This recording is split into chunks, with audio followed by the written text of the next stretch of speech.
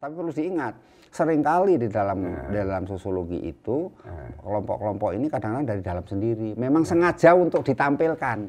Jadi biar ini nanti ada reaksi ya kan. Kalau bahasanya itu testing the water, Pak. Sistem menguji publik. Rame, kalau di publik rame, nanti di situ dia akan membangun konstruksi-konstruksi yang lain.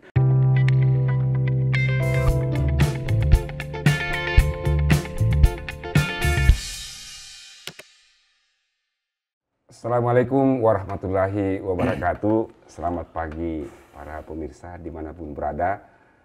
Hari ini alhamdulillah kami kedatangan tamu yang sudah sangat populer di media, Bapak Dr. Trubus Rahardiansyah. Beliau ini adalah spesialis dalam kebijakan publik. Mungkin para pemirsa juga sudah sering menyaksikan di layar-layar kaca beberapa bulan terakhir ini, di mana beliau sering menyampaikan pandangan-pandangan tentang perkembangan situasi di masyarakat saat ini. Pak Trubus, selamat datang Pak di channel Ngobras, ngobrol santai sambil silaturahim. Ini adalah sebuah channel yang kami inisiasi dalam rangka untuk menyebarkan narasi-narasi perdamaian yang supaya masyarakat tidak terpengaruh dengan narasi-narasi yang berkembang di masyarakat. Pak Trubus, gimana kabar Pak? Sehat walafiat? Sehat selalu Pak, mantul, alhamdulillah. Alhamdulillah.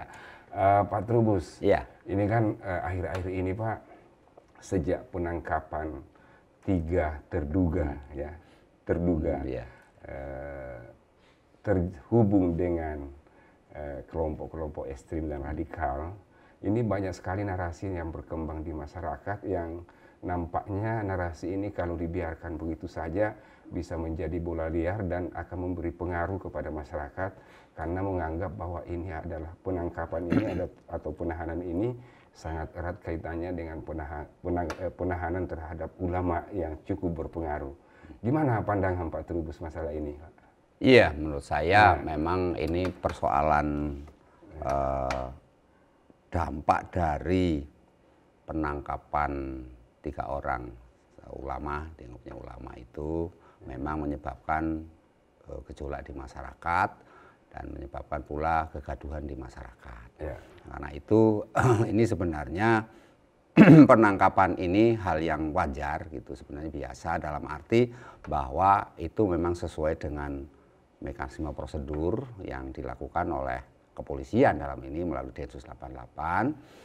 Sehingga apa yang dilakukan ini merujuk pada pasal 28 ayat 1 ya Undang-Undang Nomor 5 2018 tentang terorisme itu sebagai payung hukumnya. Nah, yang kedua memang di dalam pelaksanaan penangkapan ini yang sebenarnya hal yang sudah menjadi hal yang wajar atau sesuai dengan prosedur tetapnya lah protapnya, tetapi kemudian di masyarakat terjadi gejolak karena apa? Kemudian ada pihak-pihak tertentu yang memang tidak menyukai atau mungkin tidak merasa bagian dari NKRI gitu ya, memandang bahwa upaya-upaya yang dilakukan Densus 88 itu adalah upaya kriminalisasi gitu kepada ulama dengan pertimbangan bahwa ulama yang bersangkutan itu dekat dengan masyarakat, mereka sangat membantu masyarakat, punya empati yang tinggi terhadap masyarakat dan tidak pernah melakukan satu perbuatan pelanggaran hukum apapun, Jadi dia tidak pernah menyerang pemerintah, tidak menyebarkan ideologi apapun. Itu yang dinarasikan, yang dikonstruksikan, gitu, Pak. Tuh, yang terakhir menurut saya memang ini publik itu seringkali dihadapkan oleh keterlambatan informasi yang disampaikan oleh pemerintah dalam hal bagaimana sebuah proses penangkapan ataupun proses mentersangkakan orang itu seringkali tidak dimengerti, tidak dipahami oleh publik karena 2 hal. Publik itu satu meminta transparansi dalam hal ini karena memang ini masyarakat kita sudah berdinamika Pak. Jadi dinamika mengarah kepada yang namanya era post-truth. Jadi di mana kemudian masyarakat itu arahnya adalah membuat satu opini berdasarkan keyakinannya, gitu. Jadi ini yang situasi yang berkembang sekarang. Kemudian masyarakat ini yang 2 juga menurut akuntabilitas publik. Jadi akuntabilitas publik ini meminta bahwa para aparat itu adalah petugas negara. Mereka itu dibiayai oleh BPN, mereka itu digaji oleh negara berasal dari uang rakyat. Tidak boleh kemudian sewenang-wenang, ya kan, atau bertindak istilahnya abuse of power kepada yang namanya masyarakat. Itu soalnya seperti itu, Pak. Tapi apakah semua Pak harus transparansi? Nah, jadi misalkan penangkapan itu dilakukan atau bagaimana? Itu tuh apa harus transparansi semuanya hal-hal seperti itu? Jadi begini, Pak, dalam hal soal penangkapan ataupun proses seseorang menjadi tersangka ataupun proses hukum lah ya, proses hukum itu ada dua hal, Pak. Ada satu yang disebut dengan apa namanya ya kalau bahasa sederhananya itu memberi informasi bahwa seseorang itu telah melanggar aturan atau melanggar hukum lah, itu satu.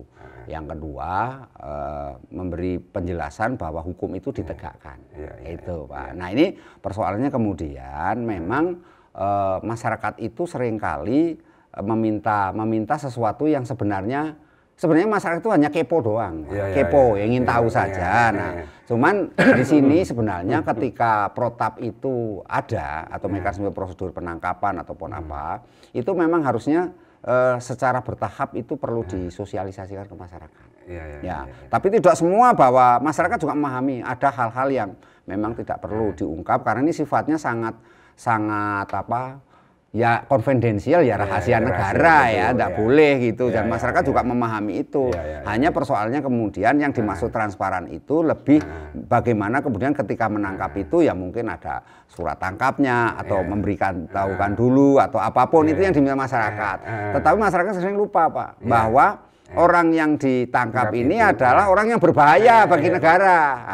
Apalagi mereka ini terkait dengan jaringan yang terlarang, yaitu JI kan, misalnya JI. Nah ini sementara JI ini bagaimana juga mungkin secara struktural sudah nggak ada pengurusnya lah kalau bahasanya, manajerialnya nggak ada. Tetapi simpatisannya masih banyak. Nah, pemahamannya masih banyak. Masih banyak, karena itu menyangkut keyakinan atau ideologi. Jadi ini memang harus dipahami bahwa apa yang dilakukan oleh pemerintah dalam ini Densus 88 itu memang harus dilihat dalam konteks bahwa apa yang dilakukan semata-mata menjalankan tugas negara, gitu saja. Jadi ini yang dijaga pada negara. Kalau misalnya masyarakat pengen tahu, silahkan Anda mungkin suatu saat perlu buat semacam ini, Pak. Semacam kota aduan. Jadi aduan berkaca kota aduan, ya istilahnya center call gitu, center. Nah di situ nanti dijelaskan kalau misalnya ada yang minta pertimbangan ini dijelaskan gitu. Jadi kenapa sih kok ditangkap? Mungkin karena yang menanyakan bisa saja misalnya FAO kok ditangkap misalnya. Bisa saja orang itu dulu pernah mendapat bantuan atau untuk punya kedekatan atau malah mungkin salah satu murid pengajiannya ya bisa saja kan gitu. Jadi harus malah justru dari situlah ada hal yang positif yang kita tangkap kita bisa minta data keterangan lebih lanjut dari orang yang menanyakan itu. Karena orang menanya itu pasti orang tahu kan, tahu terhadap sosok yang ini sehingga ini bagian dari ini, Pak. Literasi lah, informasi yang perlu dikembangkan. Ini Pak Trubus, ini kan kalau kita perhatikan di media sosial, Pak, itu kan menganggap bahwa penangkapan ini adalah sewenang-wenang. Dianggap sebagai sebuah tindakan yang sangat sewenang-wenang, tidak melalui prosedur. Itu kira-kira gimana Pak itu? Apakah memang Densus ini sewenang-wenang Pak atau bagaimana? Sebenarnya itu dia sudah menjalankan sesuai mana tugas pokok dan fungsinya, tupoksinya. Mengenai kesewenang-wenangan, mengenai ketidakadilan atau bahasanya diskriminasi, itu kan penilaian. Nah inilah kemudian menurut saya bukan membuat ciut aparat penegak hukum Densus itu, tapi justru inilah tantangan bagi Densus untuk memperbaiki tata kelolanya. Dalam arti ketika masyarakat itu menuduh kesewenang-wenangan, menuduh memvonis atau mencurigai ini sebagai ketidakadilan, disitulah kemudian dijelaskan secara secara gamblang gitu Pak, secara terang benderang lah apa yang sesungguhnya terjadi. Nah, sehingga masyarakat memperoleh informasi yang utuh itu. Karena begini masalahnya Pak, yang dikembang di masyarakat itu banyak kan informasi hoax yang dikembangkan oleh kelompok tertentu yang sifatnya ya viral memviral. Ini kan dunia sekarang ini kan sudah menjadi lazim ya. Jadi inilah kemudian menurut saya pola-pola interaksi masyarakat, pola-pola komunikasi masyarakat itu harus betul-betul diperhatikan dalam situasi ya memang ini sekarang namanya extraordinary Pak sekarang. Situasi di luar kenormalan. Karena itu kalau bahasa kerennya ya ada situasi lagi pandemi, lagi wabah gitu ya.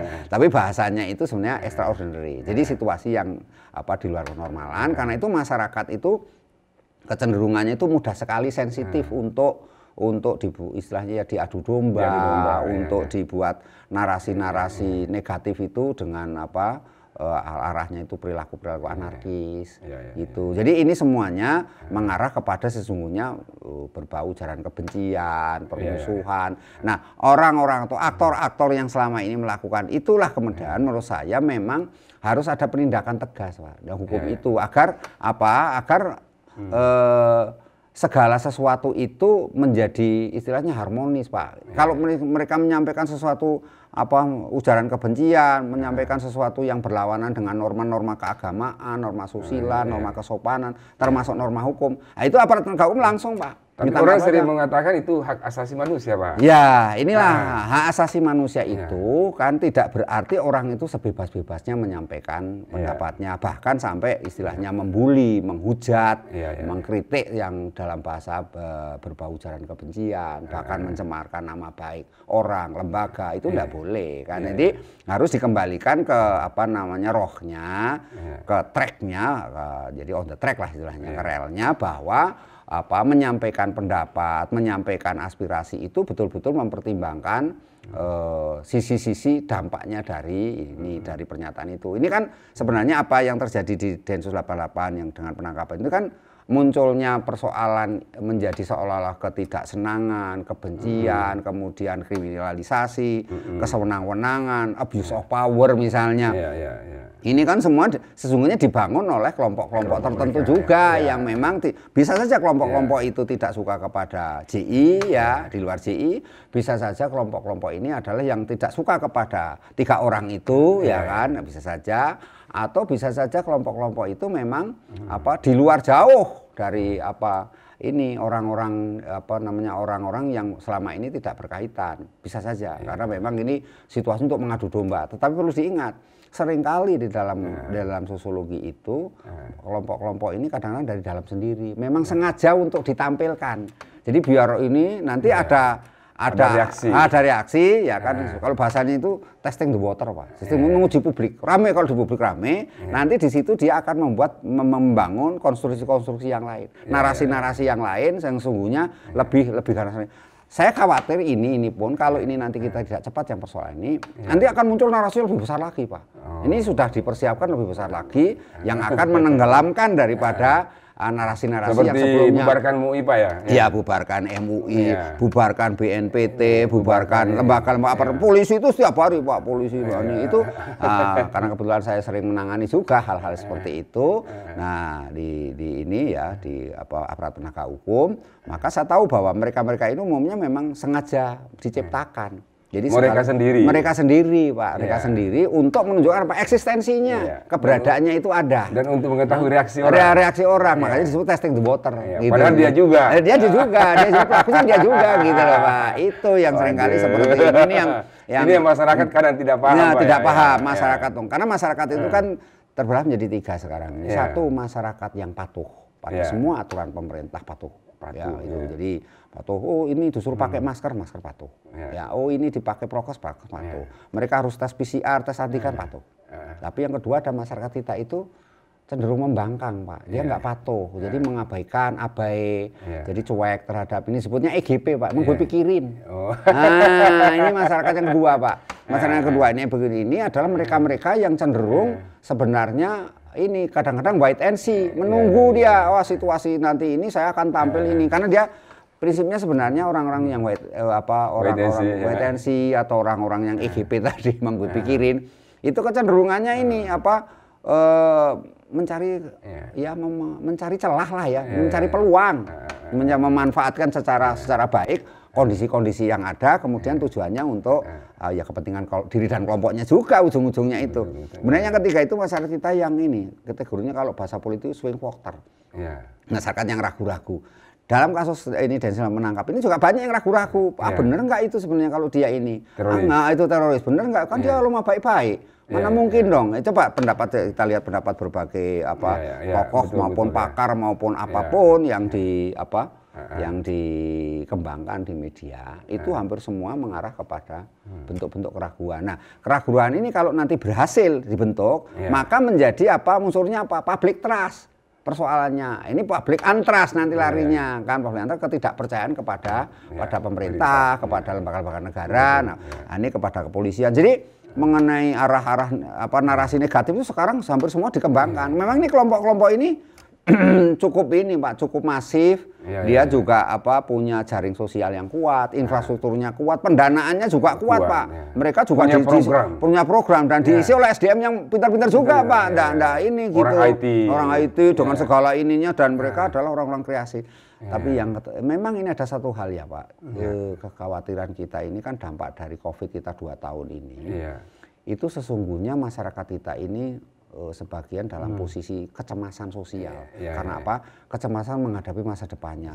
Yang pertama ya karena misalnya mereka yang dulu bekerja kan terus di PHK. Karena PHK dia menganggur.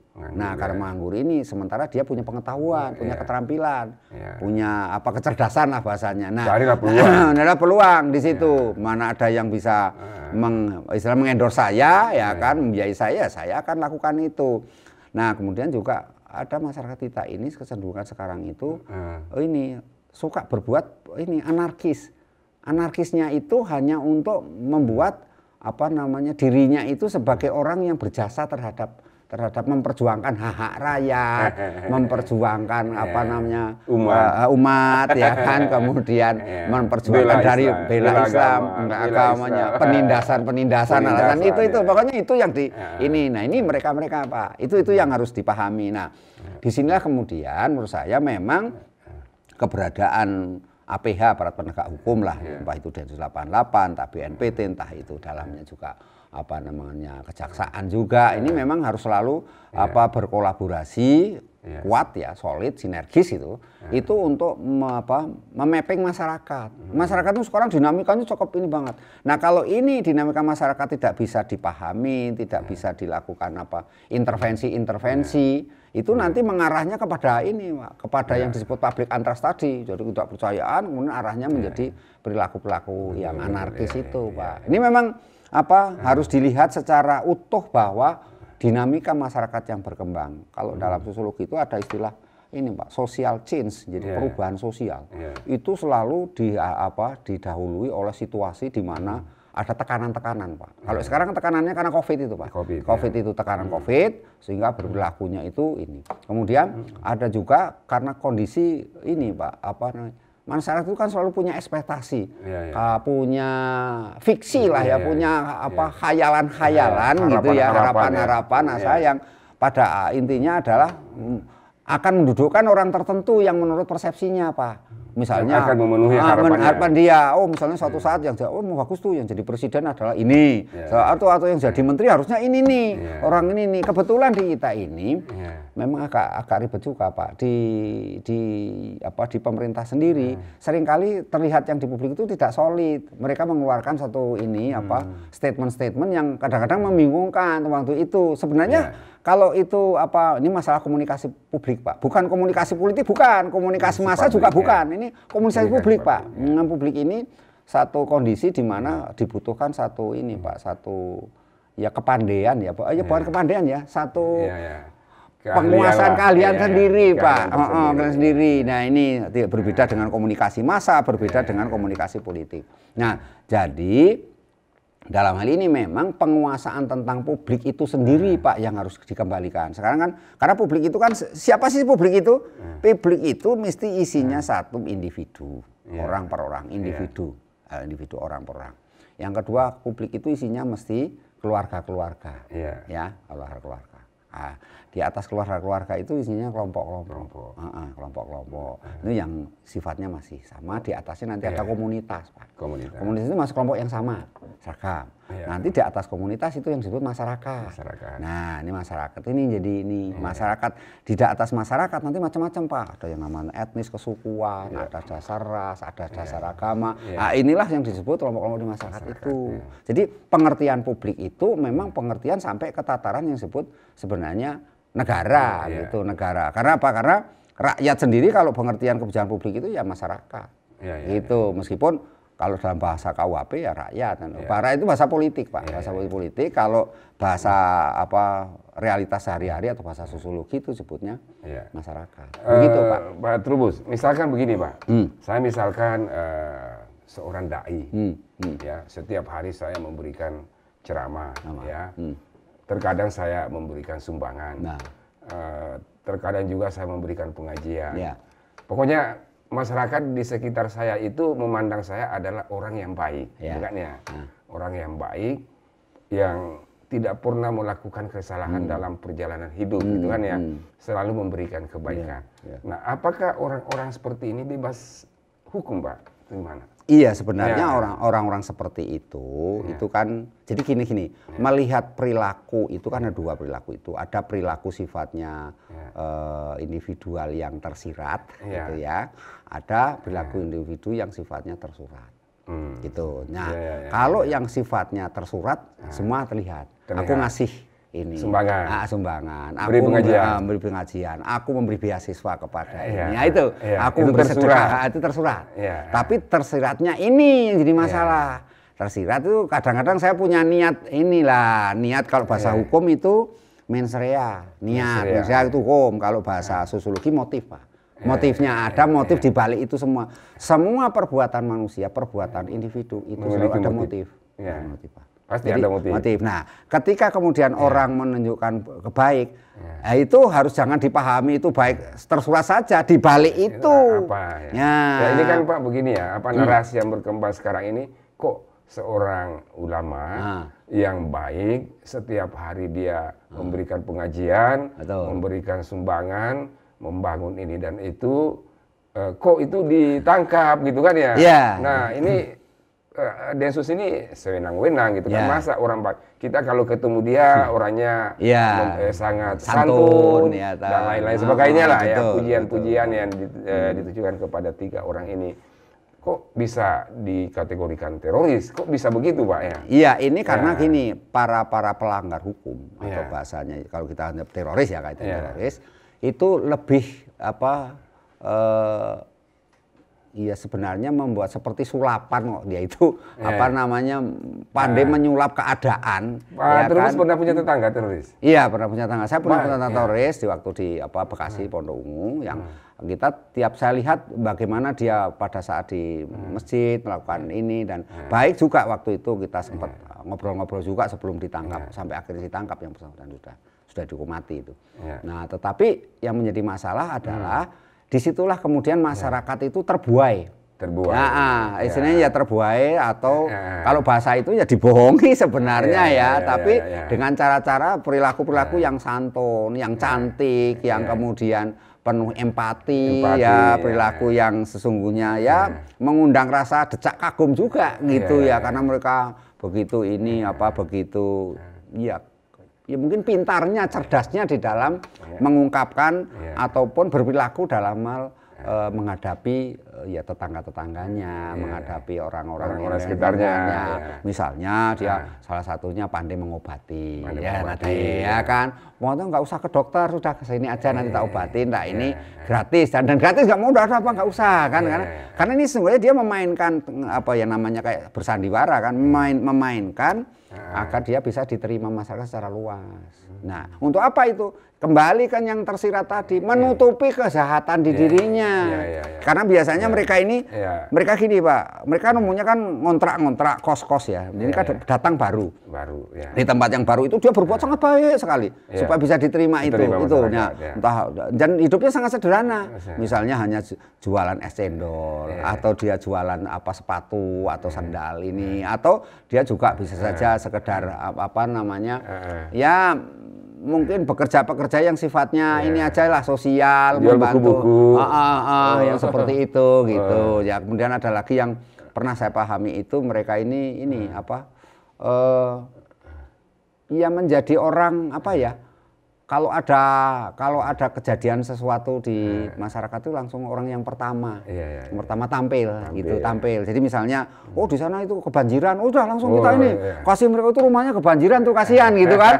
Jadi mereka tampil dengan ini paling pertama Pak memberikan ini. Saya masih ingat tuh pertama kali memberikan bantuan, terus keluarganya dieksekusi dengan disediakan mobil macam-macam lah itu. Terus dia dengan jaringannya yang luas itu mengatakan, tolong panggil ini ambulans, ini datang ambulannya ininya itu sudah merupakan tek-tek ini upaya semua ya, upaya itu, tetapi di balik itu semuanya Pak memang apa niat-niat jahat. Ada motif. Nah, motif. Artinya masyarakat juga tidak bisa terkecoh ya. Misalkan seseorang penampilan yang santun, yang ini dan lain-lain sebagainya, tetapi bisa saja di belakang itu ada sesuatu yang kita tidak bisa baca, yang orang lain hanya bisa baca. Nah ini karena itu Pak Soeb, perlunya masyarakat itu diedukasi dalam mata untuk waspada, untuk hati-hati, cerdas terhadap orang baru di sekitar lingkungannya, ya kemudian paling tidak ya dalam inilah. Kalau PDRI ini gimana Pak menurut Bapak? Iya PDRI ini kan namanya partai baru ya, cuman dia ini jadi harus hati-hati nih karena dia menggunakan istilah partai. Partai itu kan berarti harus masuk ke Kemkumham ya Pak ya? Iya dia Kemkumham kan semua proses ini kan ada, kan legalitasnya kan ada. Ada Pak ya? Nah itulah kemudian ketika PDRI ini berdiri bisa saja ini menjadi ini kan secara politik lah menjadi ruang bagi apa menyampaikan aspirasi, ruang bagi istilah pendidikan politik, ruang bagi pengembangan di masa depan mengenai negeri ini kemana harus dibawa kan dia sebenarnya itu hanya ini bisa saja itu merupakan kedua kan hampir juga parpol-parpol yang nggak bertahan secara ini ya secara entah itu bertahan dalam kontinuitas, bertahan dalam soal strukturnya, soal pendanaannya. Itu seringkali hanya sesaat tampil gitu. Itu biasanya memang lebih ini Pak, lebih diwarnai oleh ini kepentingan yang tidak saja kalau ngomongin sih kepentingan umat, kepentingan masyarakat, tapi sesungguhnya ada kepentingan yang ya sehingga bertentangan dengan PDRI ini kan mungkin Pancasila gini, mungkin ya. apa namanya? Jarang orang pernah dengar ini. Kita dengar mungkin setelah ini ya. Nah makanya ini ada hal yang menarik juga Pak. Begitu ini ditangkap kan terus nama PDRI kan jadi ngetop Pak. Jadi citranya kan jadi naik. Wah itu PDRI meskipun masih negatif. Tapi jangan lupa nanti bisa saja orang-orang tertentu itu dengan kapasitasnya dia menjadi positif Pak, dirubah. Contoh orang-orang misalnya dulu Aidit itu bisa mengubah Pak PKI Muso yang begitu jelek di masyarakat bisa dirubah menjadi positif Pak dan sebagai partai yang waktu itu juara Pak istilahnya juara ini jadi jangan dikira ini karena memang politik itu kan sifatnya cair Pak dan dia lebih banyak kepentingan ketika kepentingannya orang itu bisa ditampung atau bisa diakomodir itu biasanya masyarakat langsung lupa. Masyarakat kita ini ingatan sosialnya itu lemah. Seringkali gitu. Itu ciri khas kelemahan masyarakat majemuk memang. Masyarakat majemuk, masyarakat Bhinneka Tunggal Ika itu adalah ingatan sosialnya lemah. Pak. Jadi kalau ada kejadian itu sudah lupa. Lupa. Seperti sekarang orang nggak mau berbuat ini mau ngumpul kerumunan kan udah lupa bahwa kita itu ada bahaya COVID di situ loh. Itu nggak dipikirin. Gitu masyarakat kita. Jadi abai terhadap yang namanya abai itu kan menganggap sudah selesai. Jadi PDRI ini hanya semacam rumah aja Pak? Iya dia rumah sesungguhnya. Saya lihat ini memang apa yang disampaikan oleh kepolisian bisa saja benar dalam arti bahwa bisa itu tempat penampungan bagi kelompok-kelompok yang selama ini tidak bisa masuk di partai-partai yang resmi yang sudah ada lah bukan resmi partai yang sudah ada. Kemudian dia nanti akan tampil sebagai partai yang sesungguhnya unik lah karena dan ini milenial nanti orang milenial itu lebih suka pada hal yang unik yang istilahnya itu instagramable atau apa gitu ya menarik perhatian gitu Pak jadi PDRI dikelola sedemikian rupa lah anak muda misalnya karena gaung mengenai bagaimana keterwadahan anak-anak muda milenial ini seringkali dipolitisir sedemikian rupa untuk keperluan-keperluan yang lebih luas, Pak. Dalam luas itu artinya bisa saja kepentingannya narasi positif, bisa saja itu narasinya negatif. Tapi kecenderungannya memang negatif, negatif. Karena apa? Karena misalnya dia tidak suka pada partai yang sudah eksis gitu, sudah ada. Oh, partai itu korup, partai itu ini, partai ini komunis. Karena gini, komunis, nepotisme, baunya ideologi gini. Nah, itu sudah ada partai yang dulunya sangat berkuasa, misalkan Partai Demokrat kan dulu berkuasa sekali, Pak. Betul. Ya kan, kemudian bisa jatuh dengan karena ini kan sebenarnya cara-cara yang dimainkan oleh pesaing-pesaingnya atau kelompok-kelompok yang lain untuk memunculkan partai baru yang kemudian berkuasa kan gitu. Jadi inilah kemudian PDRI ini sebenarnya bisa saja karena ini wadah resmi ya, karena sah secara legalitasnya ada.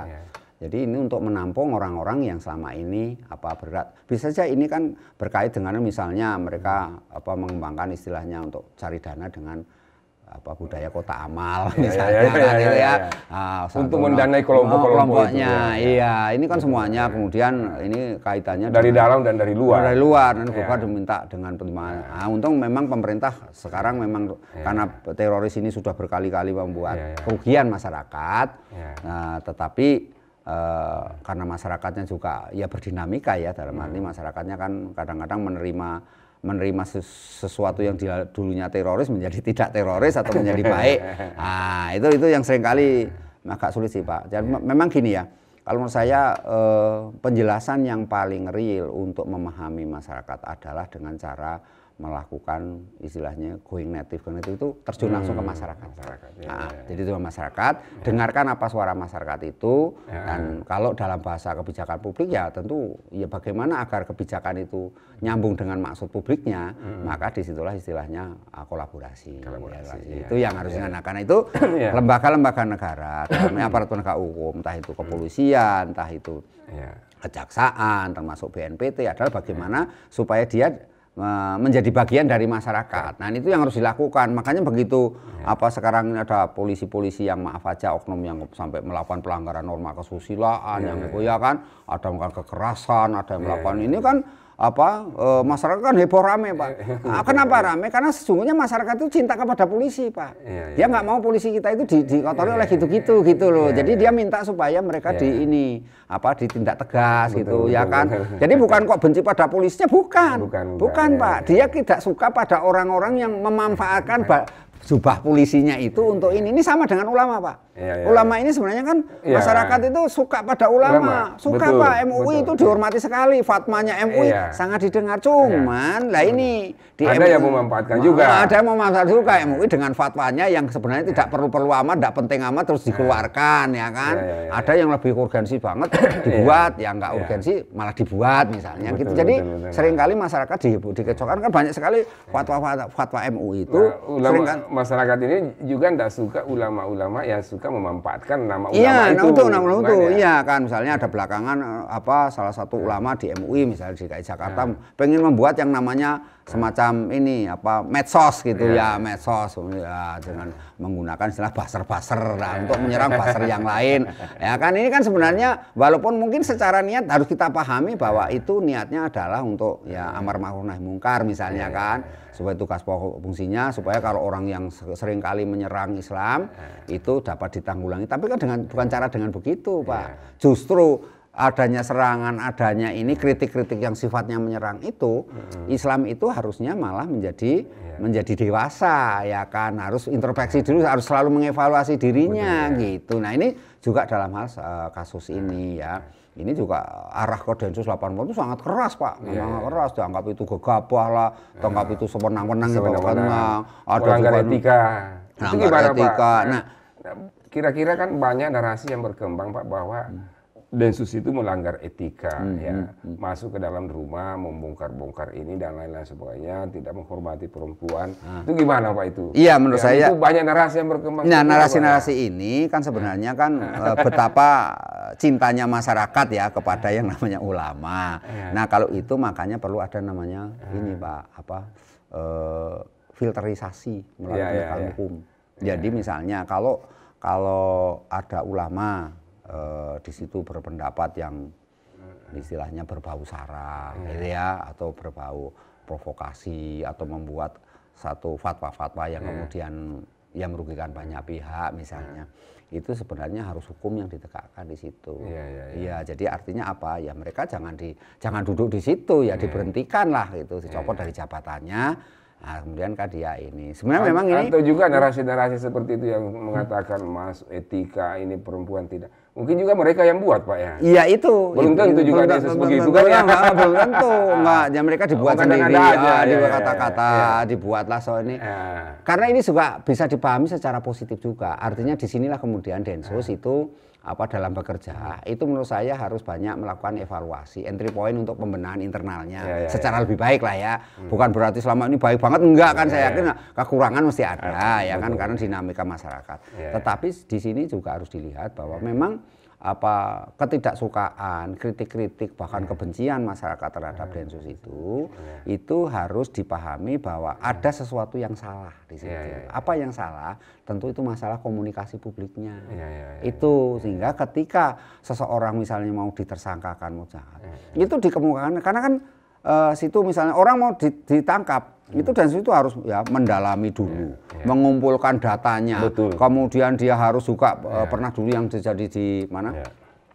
Di Cikeas itu dulu ada sampai mereka jadi tukang batu lah, mereka harus ini hanya untuk memahami sehari itu lama prosesnya. Tetapi kan masyarakat itu nggak tahu, bahkan dia bagian dari masyarakat yang saya tahu juga ya. Mereka itu bahkan yang namanya intel-intel itu dengan canggihnya dia ada yang memantau setiap orang perbuatannya apa itu sampai dipetakan semua. Nah, karena itu ketika seseorang itu ditangkap itu mesti datanya sudah valid Pak, sudah oke, nggak ada yang salah. Cuman ini masalah apa? Masalah komunikasi publiknya. Gitu loh. Jadi masyarakat pengen kepo, masyarakat sebenarnya ada apa sih gitu kan, kepo nih masyarakatnya. Dijawab saja bahwa ini bagian dari prosedur ya kan, untuk istilahnya menegakkan hukum lah gitu. Nah, ini memang harus terus-menerus dan tugas dari Densus juga untuk selalu kolaborasi berkoordinasi dengan masyarakat. Perlu diingat Pak, itu sampai sehari ini masyarakat yang masih menganggap bahwa Densus 88, kepolisian itu BNPT di dalamnya itu negatif, itu juga masih banyak. Tetapi di satu sisi sebenarnya masyarakat kita sudah mulai banyak juga yang support, yang memberikan ini, dan mereka percaya kok bahwa ini adalah proses penegakan hukum. Nanti pembuktiannya toh di persidangan kalau memang salah sama tidak salah. Jadi ini kan sebenarnya bagaimana kemudian kita mengelola sedemikian rupa bahwa apa yang terjadi terhadap 3 orang itu tadi adalah cara kita untuk memperbaiki hubungannya dengan masyarakat itu aja. Pak Trubus, mungkin ini terakhir Pak. Ini kan ekstremisme, radikalisme, terorisme. Ini kan semacam paham Pak semacam paham yang agak susah dihentikan karena ini adalah paham Pak. Sementara kita di Indonesia ini kan belum ada yang dilarang itu kan cuman komunisme, komunisme dan lain sebagainya. Apakah kira-kira misalkan bahwa upaya untuk mencegah penyebaran atau propaganda untuk ke arah sana itu membutuhkan suatu payung hukum atau gimana Pak? Iya, kalau dari konteks saya orang kebijakan publik ya tentu ya. Jadi ini memang kebijakannya harus dalam tanda petik harus disesuaikan. Disesuaikan itu artinya dibuat yang diperbarui, direvisi semua itu. Artinya apa? Kalau selama ini hanya komunisme, yang komunisme maka ada paham-paham dan kemudian lagi mungkin ada paham lain yang lebih kencang lagi, lebih keras lagi, misalnya yang berbau etnisitas, kesukuan atau berbau gender misalnya, atau berbau lebih parah lagi kearifan lokal. Nah, ini harus seperti yang terjadi di Papua. Itu kan kearifan lokal yang digunakan untuk hal yang menjadi ideologi kan itu. Nah, karena itu menurut saya ada satu kebijakan kebijakan berupa aturan untuk payung hukum yang dimana kemudian turunan dari undang-undang nomor 5 itu berupa PP Pak. PP yang dipakai untuk menjerat sekaligus bukan menjerat lah bahasanya itu, mengendalikan agar tidak tumbuh paham-paham lain ideologi lain. Karena gini, ideologi itu kan dari akarnya sendiri dari kata idea, gagasan, pemikiran kan. Logi kan ilmu ya, ilmu tentang gagasan, pemikiran. Kalau kita lihat cara Plato pertama kali menyampaikan itu kan ada zaman ini sudah ada itu ideologi, istilah ideologi. Nah, kemudian hilang, setelah itu ada filosof Prancis namanya Descartes de Tracy sebenarnya. Descartes itu mengungkap lagi mengenai ideologi pemikiran-pemikiran. Dan ini dikembangkan oleh Karl Marx untuk mengkonstruksi mengenai ini apa bourgeois sama proletar itu, buruh sama ini digunakan. Nah, konsep ini kemudian berkembang setelah ada ya istilahnya Islam berkembang itu Pak. Ya, Islam berkembang, kemudian ini berbenturan dengan kondisi ya entah perang salib atau apa, kemudian dikembangkan sampai ke hal-hal yang ini. Dan inilah menurut saya pemahaman ideologi itu sendiri perlu dibuat kebijakan yang rigid. Nah, rigid. Yang namanya ideologi itu ini, titik. Sudah, di luar itu bukan ideologi, itu namanya ini. Nah, itu namanya opini. Oh, itu namanya keyakinan. Oh, itu namanya apa? Semacam cara pandang, paradigma. Udah biarin. Kita yang tangani yang khusus ideologi. Ideologi saja. Karena ideologi ini membawa perilaku. Betul. Berdampak apa? Kalau semua saya meyakini misalnya bahwa minuman ini mengandung alkohol dan berbahaya bagi diri saya, karena saya ini orangnya punya penyakit, misalnya penyakit tertentu yang nggak boleh berkaitan dengan alkohol, maka otomatis itu bagian dari keyakinan saja. Gitu, artinya kita meyakini masyarakat dibuat seperti itu. Tapi kalau misalnya sudah ideologi, misalnya bahwa melalui alkohol itu bisa menampung dana, kemudian melalui alkohol itu bisa membuat masyarakat terbuai, mabuk semua, negara menjadi lemah, bangsa tidak punya semangat karena orangnya pada mabuk-mabukan. Nah, ini kan gitu Pak. Jadi ini yang harus ditangani yang itu. Gitu loh Pak. Jadi ini memang ya seperti sekarang ini Pak kan orang banyak terbuai dengan penyebaran ideologi tentang khilafah. Nah, ini kan berkembang terus Pak di masyarakat kita dan itu gagasan-gagasan ke arah sana itu kan cukup masif juga Pak, karena saya pikir kalau tidak ada undang-undang itu kan berat juga gitu. Berat. Jadi memang gini, karena kita kan negara hukum ya, sesuai dengan konstitusi kita Undang-Undang 45 kan negara hukum. Jadi memang harus dibuat juga payung hukumnya. Nah, karena payung hukum yang ada Undang-Undang 45 sudah ada, maka lebih baik di turunannya dibuat seperti PP gitu ya, peraturan pemerintah atau bentuk lainnya yang nantinya lebih operasional. Gitu aja. Nah, kemudian terkait dengan ideologi seperti khilafah ini kan sebenarnya gini Pak. Ini punya akar sejarah panjang, di mana kemudian berdirinya negeri ini kan dulu ada 7 kata yang harus dihapus itu menjalankan syariah Islam, karena banyak juga dulu yang menginginkan Indonesia itu negaranya syariah Islam, ya kan, ada negara Islam lah, ada yang menginginkan kita negara ini negara yang istilahnya Bhinneka Tunggal Ika, negara kesatuan tapi Bhinneka Tunggal Ika. Nah itu kan perdebatan itu kan hal yang dulu sudah ada dan sudah selesai sebenarnya waktu itu dengan dibentuknya NRI itu Negara Republik Indonesia dan merdeka. Tetapi dalam prakteknya ini memang kemudian pemerintah ini yang berkuasa kadang-kadang seolah itu sudah selesai Pak. Padahal ini mereka istilahnya tumbuh subur ya kan, kemudian mereka istilahnya kontingen Pak, kontingen itu menular. Jadi menular ke generasi berikutnya, menular ke generasi bahwa semua kita mayoritas masyarakatnya adalah Islam. Ya maka negaranya harus Islam. Itu yang dibikin terus, yang digaung-gaungkan. Lupa bahwa kita itu ada Bali, lupa bahwa kita itu ada Papua, lupa bahwa kita ini. Nah, inilah kemudian undang-undang kalau di medsos itu undang-undang ITE di mana ada undang-undang pasal 28 ayat 2 itu mengenai ujaran kebencian kan akhirnya menjadi yang harus ditegakkan. Kemudian sebenarnya pasal ini sudah ada, cuman itu lagi memang ini masalah edukasi Pak.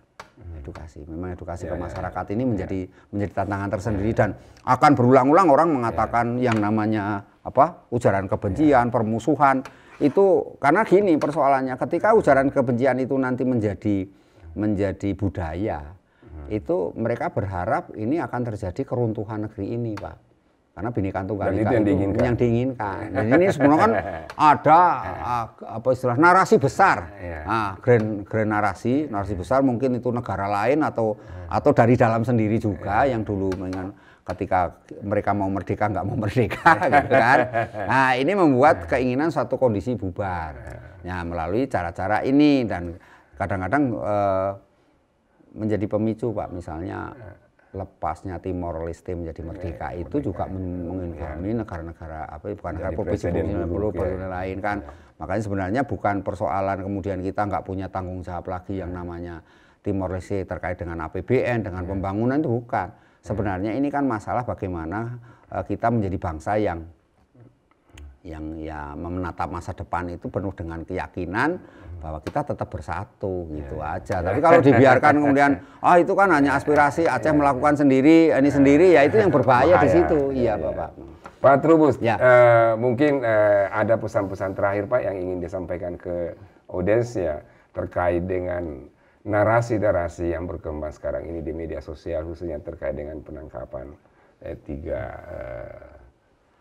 tiga orang ini yang terduga sebagai memiliki jaringan teroris. Jadi gini, yang pertama tentu ini harus melakukan satu komunikasi publik yang baik terkait bagaimana kemudian penangkapan-penangkapan seperti itu dijelaskan ke publik.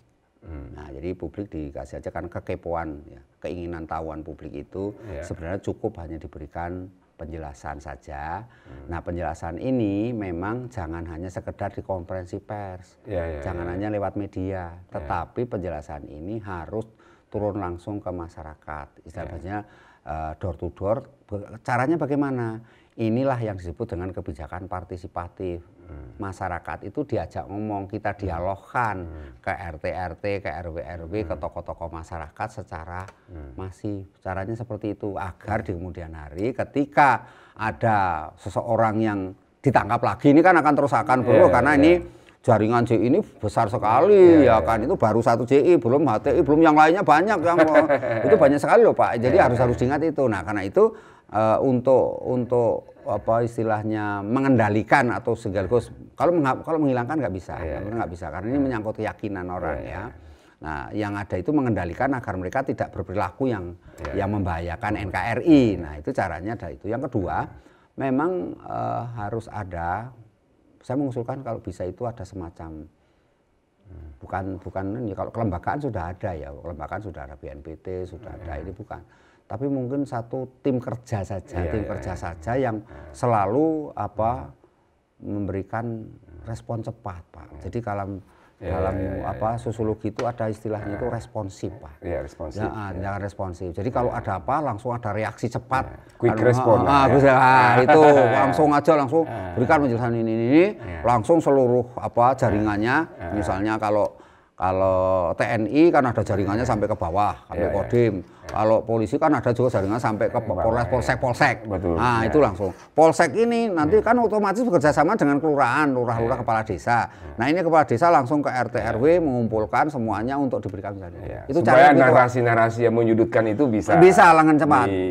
Dan sebenarnya sekarang ini ada keuntungan Pak, yang ketiga itu kita kan sekarang ini eranya era digital. Era digital, era revolusi industri 4.0 lah dengan segala IT gitu, era IT. Maka masyarakat yang arahnya kepada post-truth itu, post-truth itu bisa segera bisa segera dikendalikan. Artinya apa? Justru dengan alat yang ada, kita punya instrumen yang ada itu, kita cepat Pak menginformasikan segala sesuatu. Ini kan masalah kecepatan memberikan informasi Pak. Yang lain menurut saya penting banget itu yang ketiga adalah bagaimana kemudian kolaborasi antara negara dan rakyat ini terus dikembangkan terus Pak, artinya diperkuat. Itu karena apa? Ya kalau negara pengertiannya ada, kalau kaitannya dengan yang ketiga itu tentu BNPT, kepolisian kan gitu. Nah, itu kemudian istilahnya bagaimana masyarakat itu punya pandangan, punya persepsi bahwa apa yang dilakukan aparat itu memang seharusnya. Itu aja seharusnya. Jadi bukan lagi itu suatu kesewenang-wenangan, bukan lagi itu suatu kriminalisasi, bukan.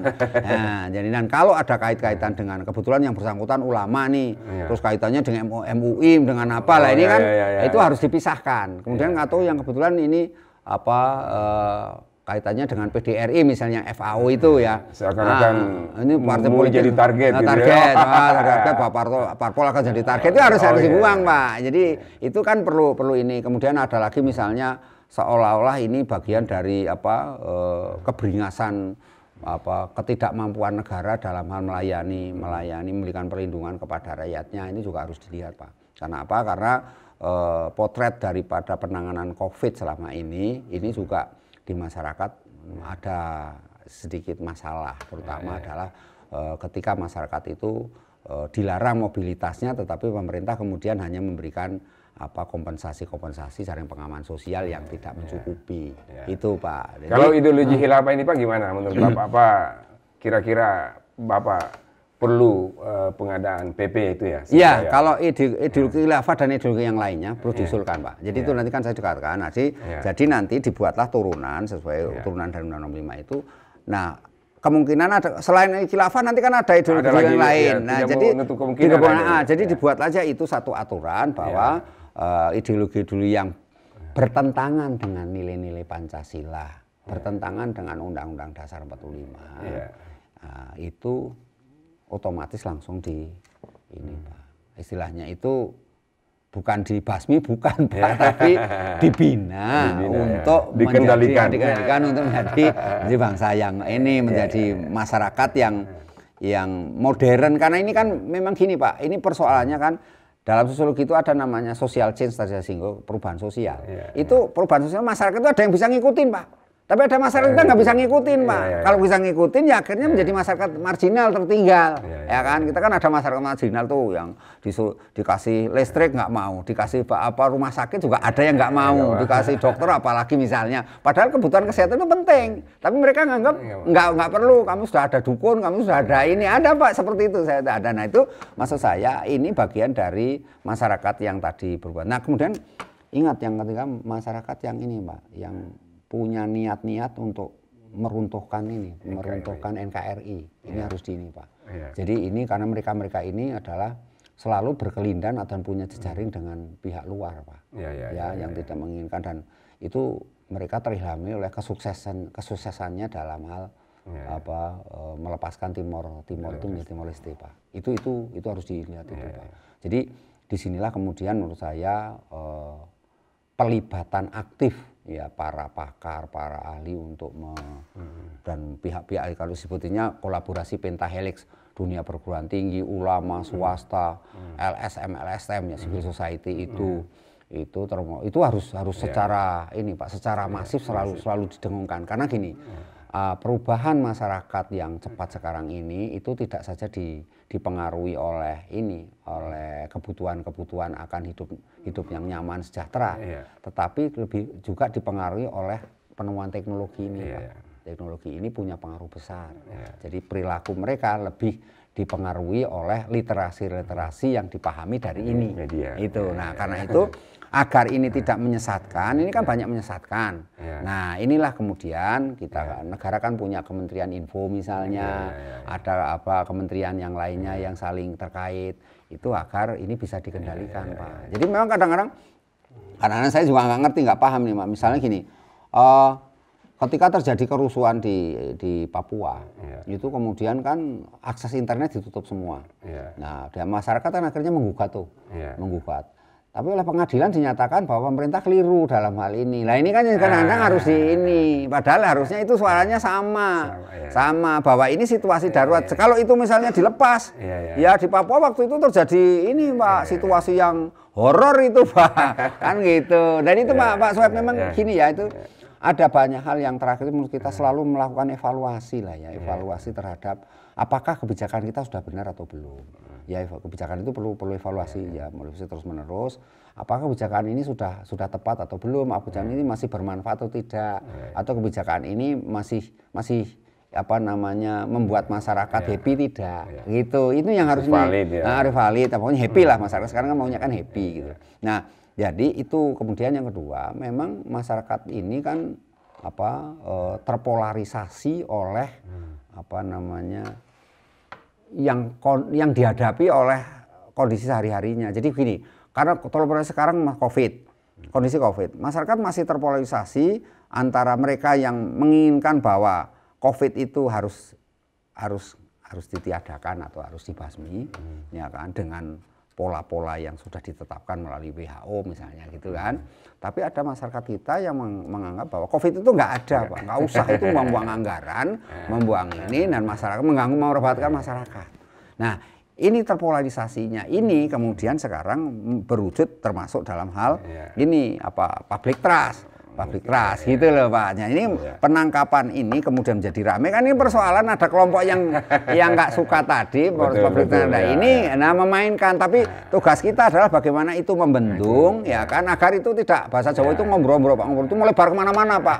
Nah, kalau melebar kemana-mana itulah jadilah nanti ini kan masalahnya sebenarnya ada sebagian masyarakat kita ini memang reformasi 98 itu Pak, itu kan membuahkan masyarakat itu ada yang istilahnya itu mau reformasi berwujud satu kondisi negara yang istilahnya itu melindungi semuanya, menyejahterakan ini, tapi di satu sisi kemudian ada satu yang spesial. Nah, itulah Pak. Jadi ini kan terus akhirnya berwujud seperti sekarang ini. Intinya apa Pak? Tidak bisa yang namanya kebijakan itu memuaskan semua pihak. Betul. Tidak ada undang-undang atau peraturan pun yang bisa memayungi semua pihak, membuat masyarakat puas, juga nggak ada. Ya, itu yang harus diingat. Tetapi harus ditegaskan bahwa semua aturan itu harus ditegakkan Pak. Semua kebijakan harus diimplementasikan Pak. Apapun yang terjadi, apapun yang harus dijalani. Nah, ini untuk kepentingan orang banyak. Kepentingan orang banyak. Terima kasih banyak Pak Trubus ya. Ini cukup menarik sekali Pak apa yang Pak Trubus sampaikan hari ini. Ya mudah-mudahan bisa mencerahkan semua pemirsa dimanapun berada. Ya insya Allah Pak Trubus, kita lain kali kita kumpul lagi Pak, diskusi lagi tentang berbagai isu-isu yang berkembang di masyarakat. Terima kasih banyak Pak Trubus ya. Terima kasih banyak Pak ya. Assalamualaikum warahmatullahi wabarakatuh. Waalaikumsalam warahmatullahi wabarakatuh.